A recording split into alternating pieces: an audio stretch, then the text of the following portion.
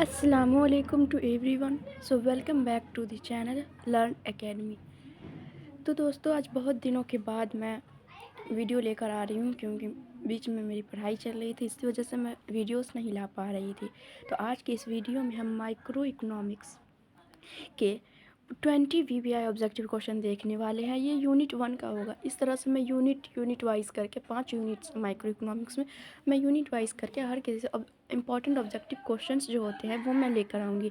तो इस वीडियो में हम 20 VBI ऑब्जेक्टिव क्वेश्चंस को सॉल्व करने वाले हैं, उसको समझने वाले हैं। हमको याद करने की कोई ज़रूरत नहीं, बस हम समझकर उसको हम अपने माइंड में रख सकते हैं। तो चलिए आज के वीडियो की शुरुआत करते हैं। हमारा सबसे पहला क्वेश्चन है, British economist J.M. Keynes famous book the general theory was published in which year. यानी एक ब्रिटिश इकोनॉमिस्ट जो थे उनकी एक फेमस बुक थी। ब्रिटिश इकोनॉमिक्स तो कौन थे? J.M. कीन्स। उनकी एक फेमस बुक क्या थी? दी जनरल थ्योरी। इसका पूरा नाम है the general theory of income and employment and money. ये जो था ये कब पब्लिश हुआ था? तो ये जो पब्लिश हुआ था 1936 में। अगर कोई उर्दू के बच्चे होंगे तो उनको पता होगा कि इस साल तरक्की पसंद तहरीक का भी आगाज़ हुआ था, तो उससे भी आप याद रख सकते हैं। यहाँ से आपको 2 क्वेश्चन सॉल्व करने को मिलेंगे। ब्रिटिश इकोनॉमिस्ट कौन थे? J.M. कीन्स। J.M. कीन्स कहाँ के इकोनॉमिस्ट थे? ब्रिटिश के। इनकी फेमस बुक का क्या नाम था? The general theory income and employment and money. चलिए नेक्स्ट क्वेश्चन देखते हैं। हमारा दूसरा क्वेश्चन है, who is the writer of the book traded economic politic. यानी एक और बुक है ट्रेडेड इकोनॉमिक पॉलिटिक, इसके राइटर कौन है? तो इसके राइटर कौन है? इसके राइटर है J.B. से। J.B. से आप ये याद रख सकते हैं, J.B. से जो है वो साइंस ऑफ यानी कि इकोनॉमिक्स को जो इसका विज्ञान का धन बोलने वाले इकोनॉमिस्ट थे J.B. से, वही लिखे हैं traded economic politic. Adam Smith है, उन्होंने कहा था कि इकोनॉमिक्स जो है वेल्थ ऑफ साइंस है, उनके ही अनुयायी थे J.B. से। चलिए नेक्स्ट क्वेश्चन देखते हैं। The word micro was firstly used by. यानी कि ये जो वर्ड है माइक्रो, ये सबसे पहले किसके द्वारा यूज़ किया गया था? तो जिसने मैक्रो और माइक्रो में इकोनॉमिक्स को बांटा उसी ने यूज़ किया है। तो वो कौन है? तो रैगनर फ्रेंच। यहाँ से आपको 2 ऑब्जेक्टिव क्वेश्चन मिलेंगे कि इकोनॉमिक्स को माइक्रो एंड मैक्रो में किसने बांटा? तो वो रैगनर फ्रेंच। माइक्रो को फर्स्टली यूज़ किसने किया? तो रैगनर फ्रेंच। चलिए नेक्स्ट क्वेश्चन देखते हैं। Consumer behaviour is studied in. यानी कंज्यूमर बिहेवियर को किस में स्टडी किया जाता है? तो माइक्रो इकोनॉमिक्स में, मैक्रो इकोनॉमिक्स में, इनकम थ्योरी में, या सभी में? तो ये कंज्यूमर बिहेवियर को ना इंडिविजुअल लेवल पे स्टडी किया जाता है, तो इसको माइक्रो इकोनॉमिक्स में स्टडी किया जाता है। इसका माइक्रो इकोनॉमिक्स में एक यूनिट भी है कंज्यूमर बिहेवियर एंड डिमांड करके। चलिए नेक्स्ट क्वेश्चन देखते हैं।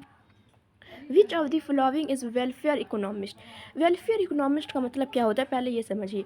इसका मतलब होता है कि वो कौन कौन से इकोनॉमिस्ट थे जिन्होंने इकोनॉमिक्स को वेलफेयर कहा था, यानी कि इकोनॉमिस्ट को वेलफेयर रिलेटेड डिफिनेशन दिया था। तो वो कौन थे? तो वो थे मार्शल थे, पीहू थे, कैनन थे और भी थे। लेकिन इनमें से कौन नहीं थे? तो वो थे J.B. से, क्योंकि मैंने अभी पिछले बताया कि J.B. से कौन थे? ये एडम स्मिथ के अनुयायी थे, और इन्होंने भी एडम स्मिथ से एग्री किया था कि ये जो है इकोनॉमिस्ट जो है वेल्थ ऑफ साइंस है। चलिए नेक्स्ट क्वेश्चन देखते हैं। The alternative name of opportunity cost is. यानी अपॉर्चुनिटी कॉस्ट, अवसर लागत का अल्टरनेटिव नाम क्या है, यानी कि और नाम हम क्या बोल सकते हैं? तो बहुत जगह पे आप देखिएगा इसको मार्जिनल कॉस्ट बताया जाता है, या बुक्स में भी होगा, लेकिन मैं इससे एग्री नहीं करती हूँ, क्योंकि मार्जिनल कॉस्ट होता है 1 यूनिट प्रोड्यूस करने का कॉस्ट। तो इससे तो हमें होगा कि दो जिसको हम छोड़ देते हैं, जो हमारा अपॉर्चुनिटी कॉस्ट बनता है, तो फिर तो उसको माइनस करके निकालना पड़ेगा, जो कि होता नहीं। वो तो पूरी वैल्यू कहलाती है अपॉर्चुनिटी कॉस्ट, जिसको हम लूज़ कर देते हैं। तो इसलिए यहाँ पर इकोनॉमिक कॉस्ट होगा अपॉर्चुनिटी कॉस्ट का अल्टरनेटिव नेम।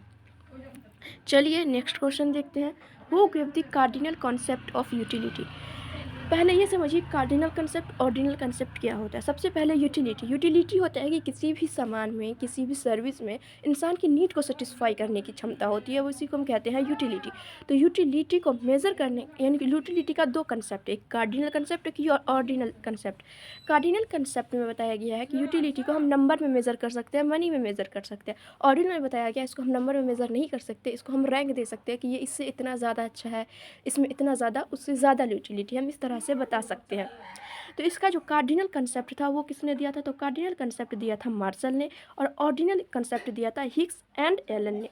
तो इस बात का ध्यान रखना, कार्डिनल कंसेप्ट बोले तो मार्शल और ऑर्डिनल बोले तो हिग्स एंड एलन। चलिए नेक्स्ट क्वेश्चन देखते हैं। Which of the following shows elasticity of demand less than 1? यानी कि कौन सा ऐसा ऑप्शन है इसमें जो शो करता है elasticity of demand less than 1? इनमें से किसका डिमांड जो है उसकी इलास्टिसिटी लेस देन 1 होगी? इलास्टिसिटी लेस देन 1 का मतलब है कि आपकी क्वांटिटी में जितना चेंज होगा ना उससे ज़्यादा चेंज प्राइस में होगा। तो ये किस में होता है? तो ये होता है नेसेसिटी गुड में। नेसेसिटी गुड में चाहे कितना भी प्राइस चेंज हो जाए लेकिन उसका डिमांड बिल्कुल एक थोड़ा सा चेंज होता है या ना कि बराबर चेंज होता है, क्योंकि नेसेसिटी गुड इंसान के लिए बहुत ज़रूरी होता है। चलिए नेक्स्ट क्वेश्चन देखते हैं। Which of the following factors affect elasticity of demand? In elasticity of demand को कौन कौन अफेक्ट करता है? तो nature of good, price level, income level, all of the above. तो ये सारे फैक्टर जो है वो इलास्टिसिटी ऑफ डिमांड को अफेक्ट करते हैं। कैसे अफेक्ट करते हैं? नेचर ऑफ गुड, अगर कोई गुड लग्जरियस है तो उसकी डिमांड जल्दी बदलेगी। अगर कोई गुड नेसेसिटी है तो उसकी डिमांड नहीं बदलेगी या ना कि बराबर बदलेगी या थोड़ा सा बदलेगी। प्राइस लेवल भी उसको करता है, अगर कोई सामान महंगा होगा तो वो जल्दी बदलेगा, अगर कोई सामान सस्ता होगा तो उसका हम डिमांड चेंज नहीं करेंगे। इनकम लेवल, अगर इंसान की इनकम ज़्यादा होगी तो अगर प्राइस बढ़ने से भी हम उसकी डिमांड पर अफेक्ट नहीं पड़ेगा, लेकिन अगर इनकम कम होगी तो उसके प्राइस बढ़ने से उसकी डिमांड कम हो जाएगी। चलिए नेक्स्ट क्वेश्चन देखते हैं। How we calculate marginal utility? Marginal utility का मतलब होता है वन एडिशनल यूनिट, एक और यूनिट को जब कंज्यूम करेंगे तो उससे कितना यूटिलिटी मिलता है, उसको कहते हैं मार्जिनल यूटिलिटी। तो उसका होता है दो फॉर्मूला है, TUN-1। इसका मतलब होता है कि यानी कि टोटल यूटिलिटी अगर किसी मान लीजिए 6 नंबर वाले ले रहे हैं, उसमें से टोटल यूटिलिटी 5 नंबर वाले को अगर हम घटा दें तो मार्जिनल यूटिलिटी निकल जाएगा। और इसका एक और फार्मूला है, मान लीजिए अगर हमको सीक्वेंस वाइज नहीं दिया हुआ है तो इसके लिए change in total utility upon change in quantity करना पड़ता है। चलिए नेक्स्ट क्वेश्चन देखते हैं। Who basically propounded the law of diminishing marginal utility? यानी law of diminishing marginal utility का मतलब होता है जैसे जैसे हम एक्स्ट्रा यूनिट कंज्यूम करते जाएंगे वैसे वैसे यूटिलिटी कम होती जाती है।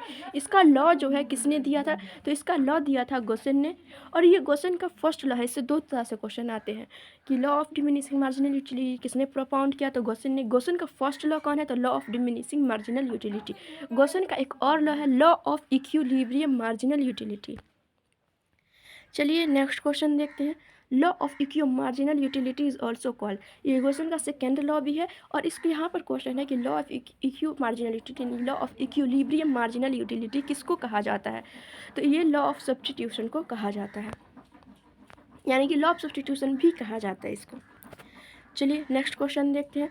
The capability of a commodity to satisfy human want, यानी कोई भी एक कमोडिटी है जिसके अंदर ये एबिलिटी है, कैपेबिलिटी है कि वो ह्यूमन वांट्स को सेटिस्फाई करते, तो वही कैपेबिलिटी, वही एबिलिटी क्या कहलाती है? वही एबिलिटी कहलाती है यूटिलिटी। चलिए नेक्स्ट क्वेश्चन देखते हैं। With rise in coffee price demand of T is, यानी कॉफ़ी की प्राइस जैसे बढ़ेगी तो टी पर क्या अफेक्ट पड़ेगा? तो आपको पता होना चाहिए कि टी और कॉफ़ी सब्स्टिट्यूट गुड है। सब्स्टिट्यूट गुड में पॉजिटिव रिलेशन होता है, अगर एक की प्राइस बढ़ेगी तो दूसरे की डिमांड बढ़ेगी, तो अगर कॉफ़ी की प्राइस बढ़ रही है तो टी की डिमांड राइज करेगी। चलिए नेक्स्ट क्वेश्चन देखते हैं। Expression relative elasticity, relative elasticity का मतलब होता है more than one.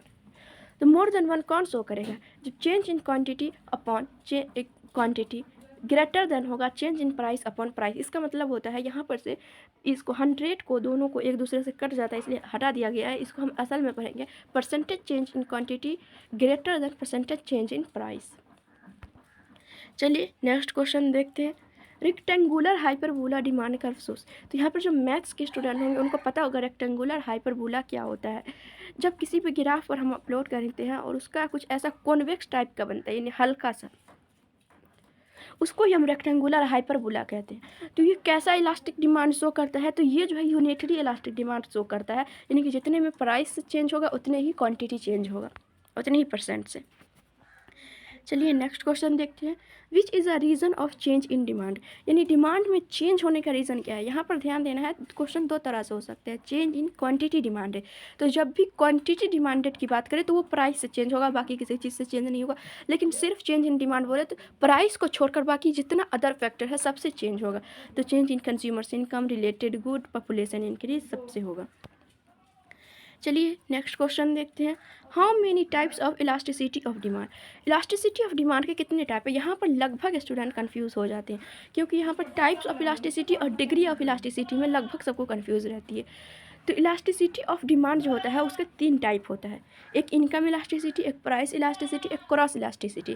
Price elasticity होता है प्राइस की चेंज होने की वजह से क्वांटिटी कितना चेंज हो रहा है। इनकम इलास्टिसिटी, इनकम में कितना % चेंज होने की वजह से एक डिमांड कितना चेंज हो रहा है। क्रॉस इलास्टिसिटी यानी रिलेटेड गुड के प्राइस की वजह से कितना चेंज हो रहा है। तो ये होता है टाइप। और लोग 5 इसलिए समझते हैं क्योंकि ये समझते हैं डिग्री होता है, वो प्राइस इलास्टिसिटी का टाइप होता है, प्राइस इलास्टिसिटी का डिग्री होता है, वो 5 होता है। एक होता है परफेक्टली इन इलास्टिक, एक होता है इन इलास्टिक, एक यूनिटरी इलास्टिक, एक इलास्टिक और एक परफेक्टली इलास्टिक। चलिए नेक्स्ट क्वेश्चन देखते हैं। Who is the father of economics, economics का फादर कौन है, तो एडम स्मिथ। लेकिन यहीं पर अगर पूछ दे फादर ऑफ मैक्रो इकोनॉमिक्स कौन है, तो वो हो जाएगा JM Keynes, John Maynard Keynes. चलिए आज का लास्ट क्वेश्चन है। आई होप कि आप लोग को आज का वीडियो पसंद आया होगा। अगर वीडियो पसंद आया तो वीडियो को लाइक कर दे जल्दी से जल्दी। तो चलिए आज का लास्ट क्वेश्चन देखते हैं। What is the slope of indifference curve, यार इंडिफरेंस कर्व का स्लोप क्या है। तो इंडिफरेंस कर्व का स्लोप होता है निगेटिव होता है, क्योंकि वो डाउनवर्ड स्लोपिंग होता है। तो इसलिए इसका स्लोप हो जाएगा -px यानी price of good X upon price of good Y. तो बस यहीं पर आज की वीडियो की समाप्ति करते हैं। मैं कुछ दिनों बाद और भी ऑब्जेक्टिव क्वेश्चंस लेकर आने वाली हूँ जो आपको बहुत हेल्पफुल होगा। ये सिर्फ रटवाने के लिए नहीं होगा, बल्कि मैं इसको समझा कर बताऊँगी ताकि आप लोग को क्लास में ही याद हो जाए। तो बस आज के लिए इतना ही, मिलते हैं दूसरे दिन।